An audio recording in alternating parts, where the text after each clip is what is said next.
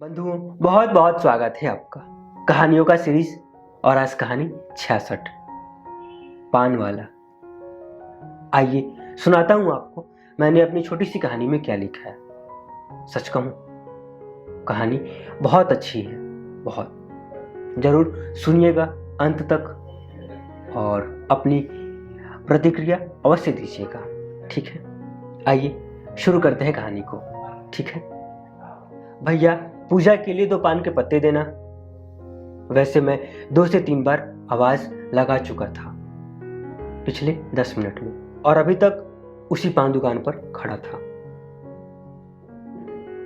वो तो माँ ने शाम की पूजा के लिए पान के पत्ते लाने को कहा था, वरना मैं अब तक अपने बैट और दोस्तों के साथ ग्राउंड में होता।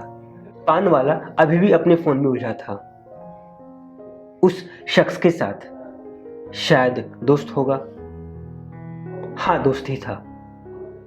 एक बतौर ग्राहक उस पान की दुकान पर मैं अकेला था। सुना है ग्राहक भगवान के समान होते हैं, पर शायद मुझसे भी जरूरी कोई काम होगा, तभी तो वो मुझे ध्यान नहीं दे रहा है और कब से उसी फोन में उलझा है।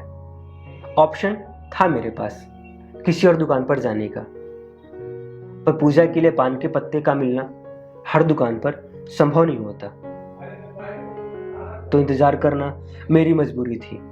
तब एक ख्याल आया, नशे की लत बिल्कुल बुरी है, पर नशे की दुकान का मालिक होना एक रौबदारी है।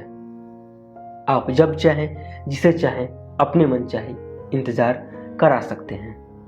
नहीं, अब मैं अकेला महसूस कर रहा था। वक्त हो भी गया था कि मेरा साथ देने एक और ग्राहक आ गया। पान वाला अपनी पान के पत्ते वाली टोकरी से मेरे लिए पत्ते निकाल रहा था। हाँ, उस पान वाले का दोस्त वो शख्स अब चला गया था। पान वाला अपनी पान के पत्ते वाली टोकरी से मेरे लिए पत्ते निकाल रहा था कि उसका फोन बजा। ये दूसरा फोन था। थोड़ी देर पहले तक वो जिस फोन को इस्तेमाल कर रहा था, वो अभी भी उसके कुर्ते के ऊपर वाले जेब में रखा था।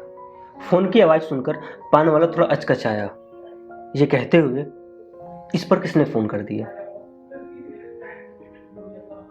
पान के पत्ते बाजना छोड़कर फोन पर बात करना शुरू कर दिया। लगभग 2 से 2.5 मिनट तक उसने फोन पर बात किया होगा, नॉनस्टॉप इंग्लिश में।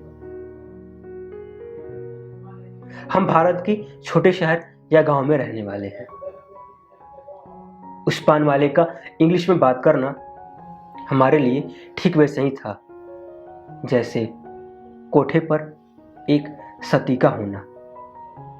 मैं चुप रहा, गुम था, पर वो दूसरा ग्राहक उससे रहा नहीं गया। पान वाले के फोन रखते के साथ उसने कहा, अपनी औकात में रहो। पान की गुमटी पर बैठकर अंग्रेजी में बोलोगे तो लोग पागल कहेंगे। पान वाला थोड़ा क्रोध कर लिया था। उसने उस ग्राहक से कहा, तुम मेरे और मेरे औकात के बारे में जानते ही क्या हो? मैंने चोरी किया, बुरा बर्ताव किया, सिर्फ इंग्लिश में बात किया है। क्या गलत किया है बताओ मुझे। वो ग्राहक जल्दी जल्दी अपनी जान छुड़ाकर वहां से चला गया, और उसके बाद उस पान वाले ने मुझसे कुछ बातें बताई अपनी। कोई एक कंपनी का नाम बताया, कंपनी का नाम मैं भूल रहा हूँ अभी। उस कंपनी का नाम लेते उसने कहा, मैं उस कंपनी का एमडी हूँ, अभी छुट्टी पर घर आया हूँ। ये दुकान मेरे पिताजी का है। अभी हम छोटे ही थे जब पिताजी शांत हुए। घर में कमाने वाला कोई था नहीं, सो बड़े भैया अपनी पढ़ाई छोड़कर इस पान की दुकान पर बैठने लगे। लेकिन मेरी पढ़ाई में कोई कमी नहीं हुई।